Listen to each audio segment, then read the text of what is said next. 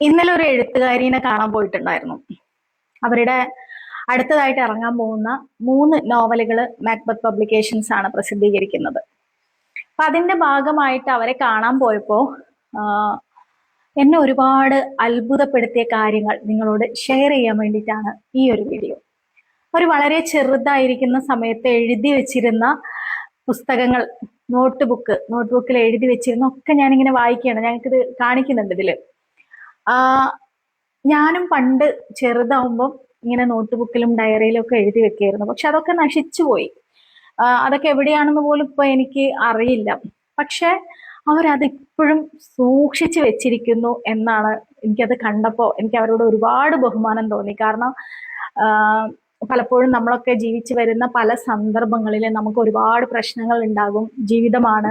അപ്പൊ അത് മുന്നോട്ട് കൊണ്ടുവരുന്ന സമയത്തുള്ള പല തകർച്ചയിലും നമ്മുടെ ചില ഇഷ്ടങ്ങളൊക്കെ നമ്മൾ അറിയാതെ അങ്ങ് വിട്ടുപോകും. പലരും പറയുന്നത് കേട്ടിട്ടുണ്ട്, ഞാൻ നന്നായിട്ട് പാടുമായിരുന്നു, നൃത്തം ചെയ്യായിരുന്നു എന്നൊക്കെ പറയുന്നത് കേട്ടിട്ടുണ്ട്.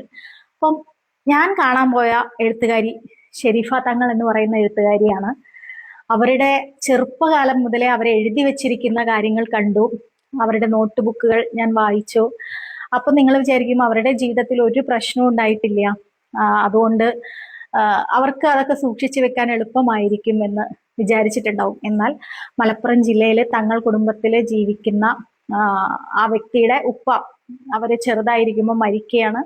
തുടർന്ന് 5 അനിയത്തിമാരൊക്കെ ഉണ്ട്. 5 അനിയത്തിമാരെയും കല്യാണം കഴിച്ചു വിടുന്നതും അവർക്ക് വേണ്ടി അധ്വാനിക്കുന്നതുമൊക്കെ ഈ ഷെരീഫ തങ്ങൾ എന്ന് പറയുന്ന സ്ത്രീയാണ്. ഇപ്പോഴും അനിയത്തിയെയും മക്കളെയും ഒക്കെ ഞാനാണ് നോക്കുന്നത്, എനിക്ക് അവരെയൊക്കെ നോക്കുന്നത് ഇഷ്ടമാണ് എന്ന് പറയുന്ന ഒരു നല്ല മനുഷ്യനെ ഞാൻ കണ്ടു എന്നുള്ളതാണ് എനിക്ക് നിങ്ങളോട് പങ്കുവയ്ക്കാനുള്ളത്. പലപ്പോഴും കല്യാണം കഴിച്ച് കൊടുത്തു കഴിഞ്ഞാൽ 2 മക്കളൊക്കെ ആണെങ്കിൽ പോലും നിന്നെ കല്യാണം കഴിച്ച് കൊടുത്തയച്ചതാ, ഇനി നിന്നെ പറ്റി ഞങ്ങൾക്ക് ചിന്തിക്കണ്ട എന്ന് പറയുന്ന ഒരുപാട് ആളുകളെ ഞാൻ കണ്ടിട്ടുണ്ട്. പക്ഷെ എൻ്റെ അനിയത്തിമാരും ആങ്ങളമാരും അവരുടെ 20ഓളം മക്കളും അവരെയൊക്കെ നോക്കാൻ എനിക്ക് ഇഷ്ടമാണ് എന്ന് പറയുന്ന ഒരു മനുഷ്യനെ ഞാൻ കണ്ടു എന്നുള്ളതാണ് ഷെരീഫ തങ്ങളെ എനിക്ക് വീണ്ടും വീണ്ടും അത്ഭുതം ഉണ്ടാക്കിക്കൊണ്ടിരിക്കുന്നത്. മറ്റൊന്ന്, മരുമകളെ കുറിച്ച് അവർ സംസാരിച്ചു. മരുമകളെ കുറിച്ച് സംസാരിക്കുമ്പോൾ അവരുടെ സ്വന്തം മകളെ, എനിക്ക് അങ്ങനെ ഒരു മകളെ കിട്ടിയത്, എൻ്റെ മകളെ പോലെ ഒരാളെ കിട്ടിയത് എന്ന് പറഞ്ഞ് ഫോട്ടോ കാണിച്ചു തരുമ്പോൾ ആ ചിത്രത്തിൽ പോലും അവരുടെ മുഖം പോലും സാമ്യമായിട്ട് എനിക്ക് തോന്നി. അത് അവരുടെ സ്നേഹമാണ്, അവരുടെ പറച്ചിലുള്ള സ്നേഹമാണ് എന്നെ കൊണ്ട് അങ്ങനെ തോന്നിച്ചത് എന്ന് എനിക്ക് തോന്നിയിട്ടുണ്ട്. അപ്പോ അതിനപ്പുറം ഷെരീഫ തങ്ങൾ എന്ന് പറയുന്ന വ്യക്തി ഇന്ന് 3ഓളം പുസ്തകങ്ങൾ എഴുതിയിട്ടുള്ള എഴുത്തുകാരിയാണ്. ആ പുസ്തകങ്ങൾ വിറ്റ് കിട്ടുന്ന പൈസ ചാരിറ്റിക്ക് കൊടുക്കുന്നത് നേരിൽ കണ്ടിട്ടുള്ള ഒരു വ്യക്തിയാണ് ഞാൻ. അങ്ങനെ ചെയ്യുന്ന ഒരാളാണ്. ആത്മീയ ചികിത്സ നടത്തുന്ന ഒരു വനിതയാണ്. ആത്മീയ ചികിത്സയ്ക്ക് അകത്തുള്ള കള്ളങ്ങളെയും ചതികളെയും ചൂഷണങ്ങളെയും വെട്ടിത്തുറന്ന് പറയുന്ന എന്നെ അത്ഭുതപ്പെടുത്തുന്ന ഒരു സ്ത്രീയാണ് ഷെരീഫ തങ്ങൾ എന്ന പേര്.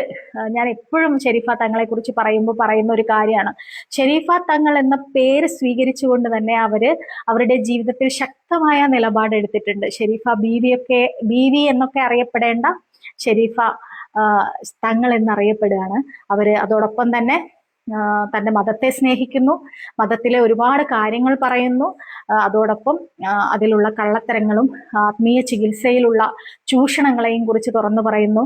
അവരെഴുതുന്നു, ഒരുപാട് മനുഷ്യരെ കേൾക്കുന്നു.